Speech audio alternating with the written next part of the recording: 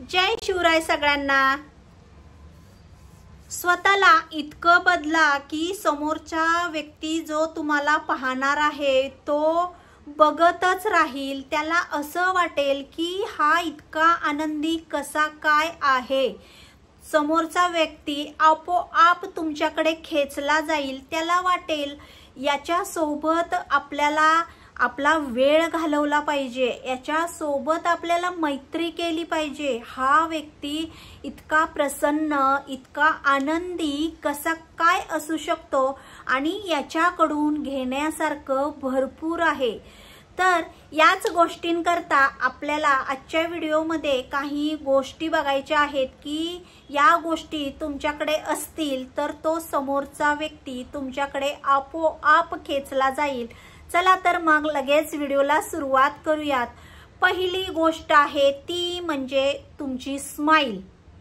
Smile म्हणजे काय, सतत हसत नाही राहायचं की म्हणजे असं सततच काय बाबा सततच हसणं की एखाद्या माणसाला तुमचं हसणं सुद्धा आवडू शकत नाही। हसणं म्हणजे काय की चेहरा हसरा ठेवायचा। हसणं म्हणजे जोरजोरात मोठमोठ्याने हे हसणं नाही, सतत तुमच्या चेहऱ्यावरती एक स्माइल पाहिजे। चेहरा तुमचा नेहमी आनंदी पाहिजे। तुमचा चेहरा पाहून समोरच्या व्यक्तीवर काहीतरी प्रभाव पडला पाहिजे।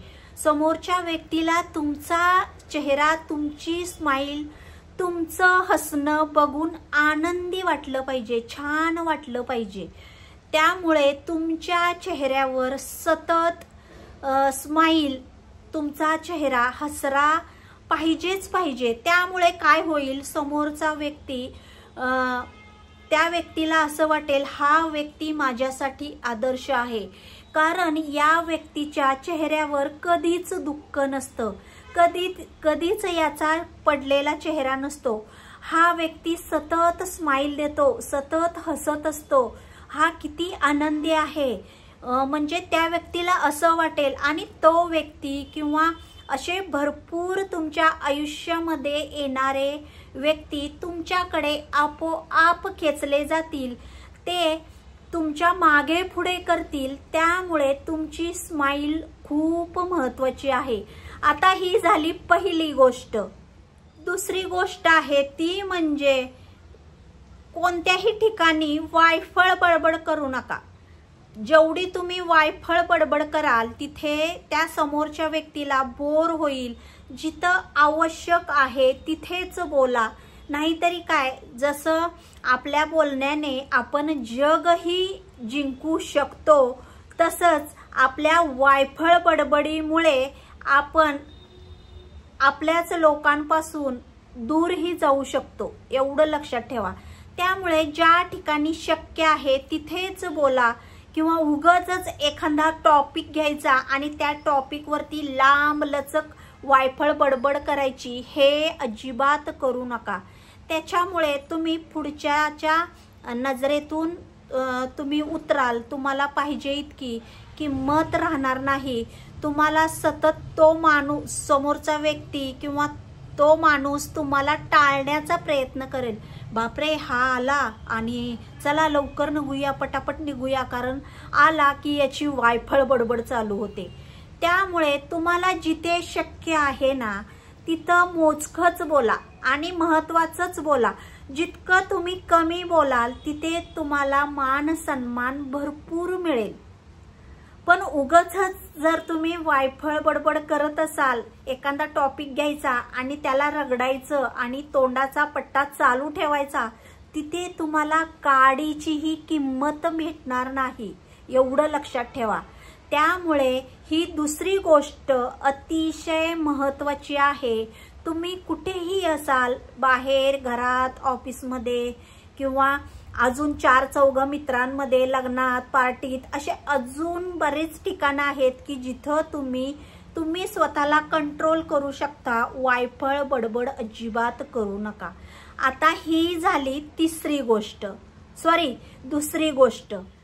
आता तिसरी गोष्ट आणि अतिशय महत्त्वाची गोष्ट आहे ती म्हणजे तुम्ही प्रत्येक गोष्टीकडे बघण्याचा दृष्टिकोन आहे ना हा सकारात्मक ठेवा।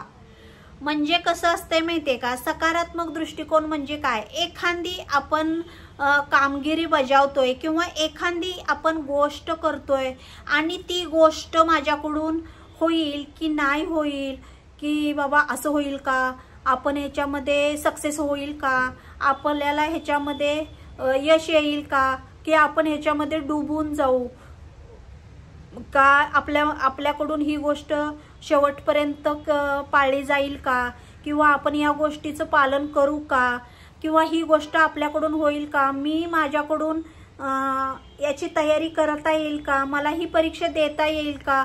म्हणजे सगळ्या या गोष्टीकडे पाहण्याचा तुमचा प्रत्येक कोणतीही गोष्ट असू दे तिच्याकडे पाहण्याचा दृष्टिकोन सकारात्मक ठेवा. नाही हे माझ्याकडून होणारच आहे आणि हे मला करायचंच आहे, का नाही होणार, झालंच पाहिजे.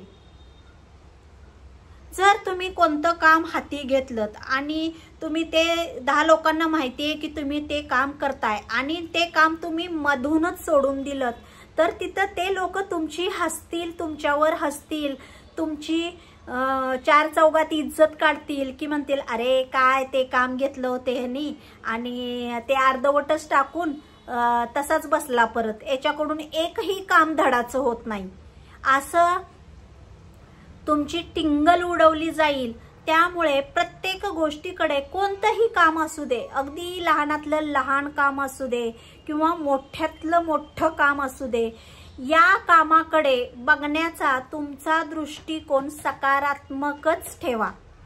तर आजच्या व्हिडिओमध्ये मी तुम्हाला या 3 गोष्टी सांगितलेल्या आहेत, त्या कशा वाटल्या नक्की कमेंटमध्ये सांगा. आणि तुम्ही व्हिडिओ माझे छान पाहताय, बघताय, पण लाईक करत नाही हो, लाईक करत जा, कारण व्हिडिओ बनवण्यासाठी किती मेहनत लागते हे तुम्हालाही माहीत आहे.